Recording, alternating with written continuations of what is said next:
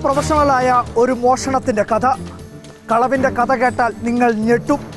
2131 gram സ്വർണവും 1,21,00,000 രൂപയുമാണ് കണ്ണൂർ വളപട്ടണത്തെ അരി വ്യാപാരിയുടെ വീട്ടിൽ നിന്നും മോഷണം പോയത്. ഈ മോഷണത്തിൻ്റെ കഥ ഒരു പക്ക ക്രൈം ത്രില്ലർ സ്റ്റോറി കൂടിയാണ്.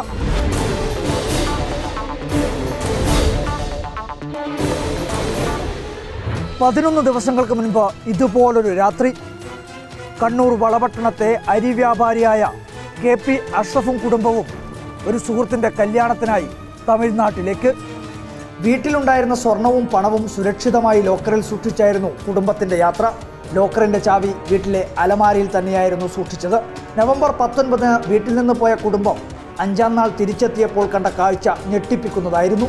ലോക്കറിൽ സൂക്ഷിച്ച 300 പവനും 1 കോടിയിലധികം വരുന്ന തുകയും കാണാനില്ല. പിന്നിലെ ജനൽ ഗ്രില്ലുകൾ തകർന്നിരിക്കുന്നു. CCTVയിൽ അവ്യക്തമായ മോഷ്ടാവിൻ്റെ ദൃശ്യം. മുഖം മറച്ച് ആയുധങ്ങളുമായി മതിൽ ചാടിക്കടന്ന് വീട്ടിലേക്കെത്തിയ മോഷ്ടാവ് വളരെ പ്രൊഫഷണലായ രീതിയിലാണ് കളവ് നടത്തിയത്. പ്രൊഫഷണൽ കള്ളന്മാരെ പോലെ തന്നെ ശബ്ദമുണ്ടാക്കാതെ ജനൽ തകർത്ത് വീടിനകത്തേക്ക് കടന്നു. അതുവരെയെല്ലാം പ്ലാനിങ് പക്ക പെർഫെക്റ്റ്. പക്ഷേ അബദ്ധത്തിൽ വീട്ടിനുള്ളിലേക്ക് തിരിഞ്ഞിരുന്ന CCTVയിൽ മോഷ്ടാവിൻ്റെ ചിത്രം പതിഞ്ഞു. വെറും 30 സെക്കൻഡ് നേരത്തേക്കാണെങ്കിലും അന്വേഷണത്തിലെ നിർണായക വഴിത്തിരിവായിരുന്നു അത്.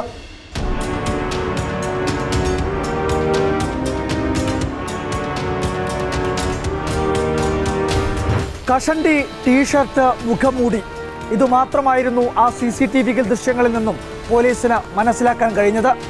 വീടിന് സമീപത്തുള്ള മറ്റ് CCTV ദൃശ്യങ്ങളും പോലീസ് ശേഖരിച്ചു. പിന്നീട് ആ CCTV ദൃശ്യങ്ങൾ കേന്ദ്രീകരിച്ച് പോലീസിൻ്റെ അന്വേഷണം. CCTVയിൽ ചിത്രം പതിഞ്ഞില്ലെങ്കിലും ഒരു കാര്യം മനസ്സിലായി. നവംബർ 20 രാത്രി 8 മണി മുതൽ 8:40 വരെയുള്ള 40 മിനിറ്റിനുള്ളിലാണ് മോഷണം നടന്നത്. നിർണായകമായ 40 മിനിറ്റ്. ലോക്കർ തകർത്ത് വേണ്ടതെല്ലാം കള്ളൻ കവർന്നു. ഒച്ചയുണ്ടാക്കാതെ തിരിച്ചും മതിൽ ചാടി. തൊട്ടടുത്ത ദിവസം മോഷണത്തിനിടെ മറന്നുവെച്ച ആയുധം തപ്പി കള്ളൻ വീണ്ടും ഇതേ സ്ഥലത്തെത്തി. പണി പാളുമെന്ന ഭയത്തിൽ 10 മിനിറ്റ് കൊണ്ട് അവിടെ നിന്ന് രക്ഷപ്പെട്ടു. വീടിന് മുൻവശത്തു കൂടി തന്നെ പ്രതിക്ക് വളരെ സുഖമായി അകത്തേക്ക് കടക്കാം. പക്ഷേ പ്രതി തിരഞ്ഞെടുത്തത് മറ്റൊരു വഴിയാണ്. അതിനു പിന്നിൽ ഒരു കാരണമുണ്ട്. മുൻവശത്തുകൂടി മോഷ്ടാവ് അകത്തേക്ക് കടന്നാൽ അത് കൃത്യമായി CCTVയിൽ പതിയും. അതുകൊണ്ട് തന്നെ CCTVയിൽ പെടാത്ത വീടിൻ്റെ ഒരു ഭാഗത്തെ മതിൽ ചാടിക്കടന്നാണ് ഈ മോഷ്ടാവ് അകത്തേക്ക് കടന്നത്. കൃത്യമായി വളരെ ആസൂത്രിതമായി വീടും പരിസരവും നിരീക്ഷിച്ചതിന് ശേഷമാണ് ഈ പ്രതി മോഷണം നടത്തിയത് എന്ന കാര്യം ആ കാര്യങ്ങൾ പരിശോധിച്ചാൽ മാത്രം വ്യക്തമാകും. 100-ലധികം CCTVകൾ, 65ഓളം സ്ഥിരം മോഷ്ടാക്കളെ കേന്ദ്രീകരിച്ച പരിശോധന, കോഴിക്കോട് മുതൽ മംഗലാപുരം വരെയുള്ള റെയിൽവേ സ്റ്റേഷനുകളിൽ അന്വേഷണം, 215 പേരെ ചോദ്യം ചെയ്തു, 116 പേരുടെ മൊബൈൽ രേഖകൾ ശേഖരിച്ചു, ടവർ ലൊക്കേഷൻ ട്രാക്ക് ചെയ്തു. അവസാനം കള്ളൻ കപ്പലിൽ തന്നെയെന്ന് പോലീസിന് മനസ്സിലായി. അന്വേഷണം അയൽവാസി ലജീഷിലേക്ക്. സ്വന്തം കൈവിരലുകളും കഷണ്ടിയും ലജീഷിന്റെ കണക്കുകൂട്ടലുകൾ തെറ്റിച്ചു. മുഖം മറച്ചിരുന്നെങ്കിലും കഷണ്ടി CCTV ദൃശ്യങ്ങളിൽ വ്യക്തമായിരുന്നു. മറന്നുവെച്ച ആയുധമായ ഉളിയും ചതിച്ചതോടെ അയൽവാസി കള്ളനെ പോലീസ് കസ്റ്റഡിയിലെടുത്തു. ലിജീഷിന്റെ ആദ്യ മോഷണവും ഇതോടെ പുറത്തു വന്നു.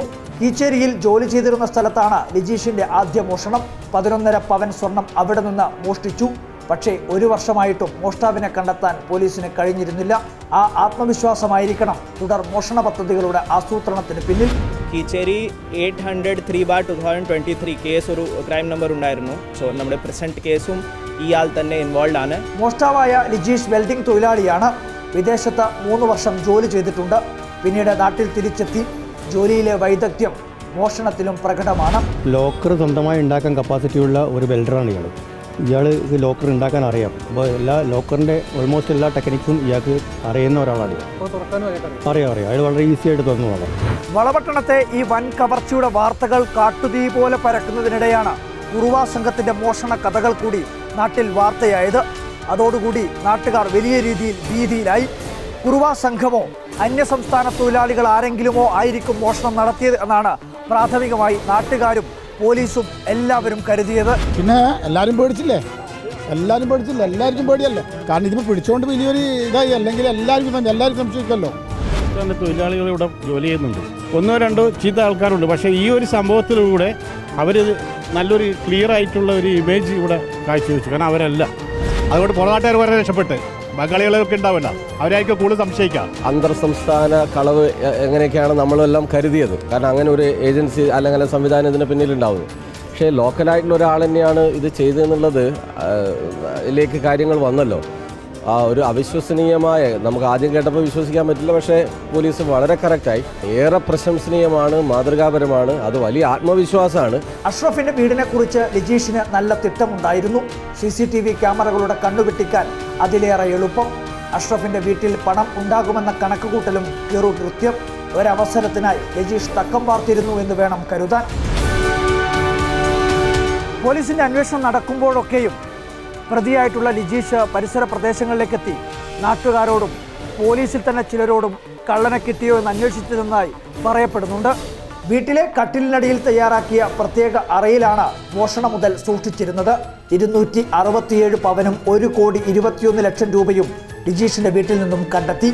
ഇതോടെ 11 ദിവസത്തെ നീണ്ട അന്വേഷണം പ്രതിയിലേക്ക് കൃത്യമായി പോലീസ് എത്തിച്ചു. പോലീസിന്റെ അന്വേഷണ മികവ് കൂടിയാണ് ഈ സംഭവത്തിലൂടെ തെളിഞ്ഞത്. 11 ദിവസങ്ങൾ പോലീസിന്റെ പഴുതടച്ച അന്വേഷണം. അതിനൊടുവിലാണ് അയൽവാസിയായിട്ടുള്ള വെൽഡർ കള്ളനെ പോലീസ് വെൽഡനായി തന്നെ പൊക്കിയത്. എന്തായാലും നാട്ടുകാർക്ക് ഇനി സുഖമായി ഉറങ്ങാം. അയൽവാസിയായിട്ടുള്ള കള്ളനെ പോലീസ് പിടിയിലാണ്.